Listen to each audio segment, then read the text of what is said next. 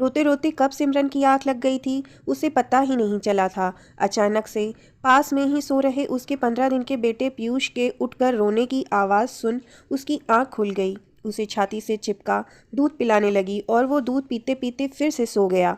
सिमरन आज घर के बिगड़े माहौल को याद कर फिर से रुआसी हो गई। लग रहा था कि बेटी के रूप में जन्म लेकर किसी के घर की बहू बनकर आना सबसे बड़ी गलती होती है। तभी पति किशोर कमरे में आए और बोले, सिमरन तुम इस तरह मन दुखी मत करो। माँ की शुरू से आदत रही है, उसे बस ऐसा लगता है कि वो जो बोल रही है बस वही सही है। देखती तो हो, पापा भी माँ के आगे कुछ नहीं बोल पाते। ज़रा बोलने को हो तो माँ फिर शांत नहीं होती और पूरे घर का माहौल बिगड़ जाता है। ये सब देख पापा मौन साधे रहते हैं। फिर मैं छोटा होकर क्या ही बोलूं उनको, बस हम सब चुप रह जाते हैं कि घर का माहौल अच्छा बना रहे। पास आकर सिर पर हाथ फेरते प्यार भरी नज़रों से देखते किशोर को देख सिमरन उसका हाथ पकड़ पास बिठा, किशोर आपको भी लगता है क्या मेरे घर वालों की पसंद अच्छी नहीं है और आपने मुझसे शादी करके गलती कर दी है? रोते हुए सिमरन ने किशोर से पूछा। अरे नहीं सिमरन, बिल्कुल भी नहीं। माना कि हमारी अरेंज मैरिज हुई है, पर मैं तुमसे मिलने के बाद ही शादी के लिए हाँ बोला था। तो तुम ये कैसे सोच सकती हो तुम मेरी पसंद नहीं हो? बोल तो रहा हूँ, माँ की बात को दिल पर मत लो। अभी तुम्हारा शरीर भी कमज़ोर है, इन बातों को सोचोगी तो तबीयत खराब हो जाएगी। फिर पीयूष की देखभाल भी तुम्हें ही करनी है। किशोर बेटे पीयूष को निहारते हुए कहा, किशोर एक बात कहूँ प्लीज़, मुझे अपने साथ ही लेकर चलिए ना। मैं सोचकर यही आई थी कि आपके साथ ही जाना होगा, पर आपने मुझे यहाँ 1 महीने रुकने की बात कहकर मुझे मजबूर सा कर दिया है। क्यों बोले कुछ दिन पीयूष भी दादी के साथ रह लेगा, पर अब मुझे नहीं लगता कि मैं यहाँ पर रह भी पाऊँगी। इतने साल हो गए हमारी शादी को। मैं माँ की बात का कभी बुरा नहीं मानती, पर इस बार माँ ने सबके सामने मेरे मायके वालों को सुना दिया, जो मुझे जरा भी अच्छा नहीं लगा। आप तो कम से कम मुझे समझिए। सिमरन बिनती सी करती हुई बोली, ये बेकार की बातें मत करो। अब कुछ दिन तक तुमको यहीं रहना होगा। ऐसे कैसे और क्या बोलकर साथ ले जाऊंगा, जबकि मैंने खुद आगे बढ़कर बोला था कि सिमरन और पीयूष को महीने भर बाद लेकर जाऊंगा। किशोर झिझकते हुए बोला, कमरे से निकल गया। सिमरन सोचने लगी, कितनी खुश थी वो। पहली बार माँ बनने वाली थी। डिलीवरी के लिए उसकी माँ सुधा ने बहुत कहा, मेरे पास आ जाना, अच्छे से ध्यान रखूंगी। पर मायका छोटे शहर में होने के कारण सासू माँ कामनी जी ने मना कर दिया था। वो अपने पास आने को कह रही थी, पर किशोर ने दोनों जगह जाने से मना करते हुए कह दिया कि वो इधर ही रहेंगे, क्योंकि इस शहर में दोनों जगहों से ज़्यादा अच्छी सुविधा है। कोई भी दिक्कत हुई तो डॉक्टर तुरंत मिल जाएंगे। भगवान की दया से नॉर्मल डिलीवरी हुई और बेटा भी स्वस्थ ही था। सब बहुत खुश थे। तब कामनी जी ने कहा, बहू बच्चा तो वहाँ हो गया, पर छठी का आयोजन यहाँ हमारे पास ही होगा। सभी रिश्तेदारों को बुलाकर मनाया जाता है, तो तुम 5 दिन बाद यहाँ आ जाना। जब वो यहाँ आए तो किशोर को माँ ताने देकर सुनाने लगी। जरूर पत्नी ने कहा होगा, मुझे नहीं जाना ससुराल, तभी तू नहीं आया। आजकल सब पत्नी की ही सुनते हैं, माँ की तो कोई सुनता ही नहीं। अरे माँ नहीं, वहाँ सुविधा उपलब्ध थी, इसलिए डिलीवरी उधर ही करवा दिया। देखो तुमने कहा तो हम आ गए ना। अब सिमरन 1 महीना रहेगी तुम्हारे पास। बिना सिमरन के कुछ पूछे किशोर ने माँ से बोल दिया था। छठी आयोजन में लगभग सभी रिश्तेदारों को न्योता दिया गया था। सिमरन के मायके से भी लोग आए हुए थे। उसकी माँ ने उसकी तरफ से कोई कमी नहीं रखी। बेटी के सास ससुर, बेटी दामाद के साथ नाती के भी ढेरों कपड़े लेकर आई थी। नाती के लिए सोने की चेन, झूला, खिलौना, पता नहीं क्या क्या सामान साथ लाई थी। अपनी तरफ से कोई कमी नहीं रखी थी। ससुराल पक्ष के सब लोग कह रहे थे, किशोर के ससुराल वालों ने कितना कुछ दिया है।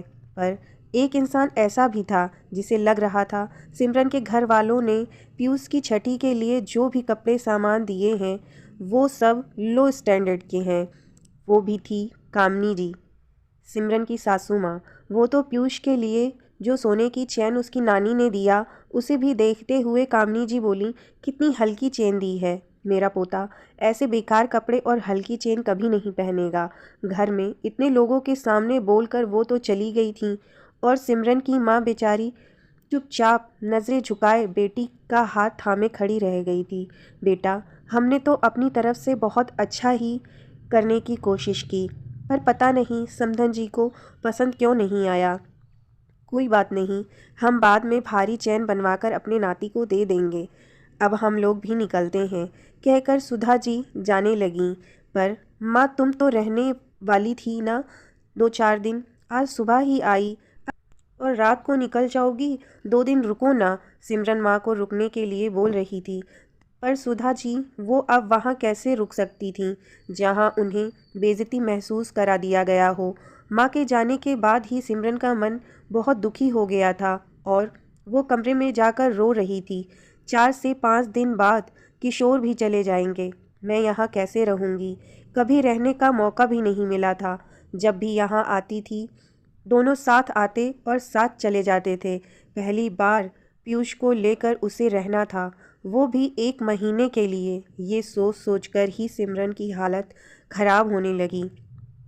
सिमरन को अभी कुछ दिनों तक कोई काम नहीं करना था। वो बस अपने कमरे में ही पड़ी रहती थी और पीयूष की मालिश ये सब करती रहती थी। आज उसकी मौसी सास जाने वाली थी तो वो सिमरन से मिलने कमरे में आईं। पोते को देखकर कुछ पैसे देते हुए बोली, बहू, मैं जो कपड़े लेकर आई थी वो नहीं दे सकती, इसलिए पैसे दे रही हूँ। तुम मेरे पोते के लिए कुछ अच्छा सा खरीद लेना। मौसी सास ने कहा। ये आप क्या कह रही हैं मौसी जी? बस अपना आशीर्वाद दीजिए इसे, और जो कपड़े आप इतने प्यार से लेकर आई हैं वही दीजिए, पैसे की कोई ज़रूरत नहीं है। सिमरन अपनी मौसी सास से बोली, अरे नहीं बहू, तेरी सास को कहाँ पसंद आएंगे वो कपड़े। जब तेरी माँ शहर से इतना सारा और इतना अच्छा सामान लेकर आई, वो तो उसे पसंद ही ना आया, तो हम तो गांव से आए हैं, उधर के कपड़े कहाँ तेरी सास को पसंद आने वाले हैं। बस तू अच्छा सा कुछ ले लेना, कहकर पोते को प्यार से निहारते आशीर्वाद देते हुए मौसी सास जाने को मुड़ी थी कि सामने से सिमरन की सासू माँ कामनी जी की नज़रें झुकाए खड़ी थीं। जीजी, मुझे माफ़ कर दो, मैं तो सोच भी नहीं सकती थी कि मेरी कही बात मेरी अपनी बड़ी जीजी के दिल में इस कदर चुभ जाएगी कि वो मेरे पोते के लिए अपने साथ लाया कपड़ा देने में झिझक रही हैं। आप वही दो जीजी जो आप प्यार से लेकर आई हो, मेरा पोता ज़रूर पहनेगा। सिमरन की सास कामनी जी ने कहा। देखो छोटी, मैं तो तेरी बहन हूँ, मन में कोई बात चुभ भी गई तो निकाल लूँगी। वैसे भी तेरे पास किसी फंक्शन में ही आना होता है, तुम हमेशा ऐसे ही करोगी। तो हो सकता है कल को मैं ना भी आऊँ, हो सकता है तुझे उससे कोई फ़र्क भी ना पड़े, पर ये तो तेरी बहू और उसके ससुराल वालों का सम्मान करना तेरी जिम्मेदारी। अगर कोई सिमरन किशोर से तुम सब के लिए बुरा बोलने लगे तो ना किशोर बर्दाश्त करेगा ना तुम लोग। फिर इसके घर वालों के लिए इसके सामने ही बुरा बोलकर अपनी बहू का दिल दुखाकर तू कैसे उम्मीद करती है कि वो तेरा सम्मान करे। वो तो बहू का बड़प्पन है जो कुछ ना बोली। और मैंने तो इसकी माँ को जाते वक्त देखा, बेचारी आंखों में अपमान के आंसू लेकर तेरे यहाँ से गईं। और तो और जो सिमरन तेरे पास रुकना चाह रही थी वो भी तेरे व्यवहार से डर कर जाने की सोचकर किशोर से विनती कर रही थी। वो तो मैं उस दिन बहू की आंखों में आंसू देख मिलने आ रही थी, तभी दरवाजे पर ही दोनों की बात सुनकर रुक गई। अभी भी वक्त है, संभल जाओ। माफ़ी मांगनी ही है तो सिमरन की माँ से मांगो, उसका दिल दुखाया है तूने। मौसी सास बोलकर अपनी बहन को देखने लगी। आप सही कह रही हो जीजी, मैं समधन जी से आज ही माफ़ी मांग लूँगी। आप भी मुझे माफ़ कर दो। बहू, तुम भी अपनी सास को माफ़ कर दो। कामिनी जी दुखी स्वर में बोली। आप ये क्या कह रही हैं माँ? हाँ, ये सच है, मुझे बात बुरी ज़रूर लगी थी, पर आप समझ गई हैं तो मेरे मन में कोई भी बात नहीं रही, सिमरन ने कहा और मौसी सास को कृतज्ञतापूर्वक देखने लगी, मानो कह रही हो आपने मेरी सास को बिना सामने से कहे ही समझा दिया। सिमरन कुछ दिनों तक वहीं रुक गई। सास को बहन की बात समझ आ गई थी। उन्होंने सिमरन की माँ सुधा जी से माफ़ी मांग ली थी। समधन जी, हर बेटी की माँ अपनी तरफ से सदा अच्छा ही करने की कोशिश करती है। कभी कुछ कमी रह जाए तो अलग से बोल दीजिएगा। माफ़ी की कोई ज़रूरत नहीं है। बस मेरी बेटी को अपनी बहू बेटी समान प्यार दीजिएगा। सुधा जी ने कहा। बिल्कुल समधन जी, अब ऐसी गलती नहीं होगी। बस आप माफ़ कर दीजिएगा। कामिनी जी ने कहा। सुधा जी मन ही मन सोच रही, बेटी की माँ को नाराज़ होकर देखा है। बेटी की खुशियों की खातिर अपमान का घूंट पी जाना पड़ता है और दामाद की माँ माफ़ी मांगे, ये तो कभी होता नहीं। फिर भी समधन जी माफ़ी मांग रही हैं तो बात यहीं ख़त्म कर रिश्ते सुधारने में ही समझदारी है। और सुधा जी ने कामिनी जी को हंसते हंसते माफ़ कर दिया। जो भी गलतफहमी थी सब दूर हो गई। जो रिश्ते भविष्य में बिगड़ सकते थे, उस बिगड़ते रिश्ते को मौसी सास ने अपनी सूझबूझ से संभाल लिया था। जो एक माफ़ी से जल्दी ही सुधर गए, नहीं तो ये घुन की तरह रिश्ते को अंदर ही अंदर खोखला कर जाते हैं और हम अपनी आन में रहते हैं कि हम सही हैं। हम माफ़ी क्यों मांगें, लेकिन हर कोई सही नहीं हो सकता। ज़रूरी नहीं जो हमें सही लगे वो सामने वाले को भी सही लगे। कभी किसी के सामने किसी को शर्मिंदा ना करें।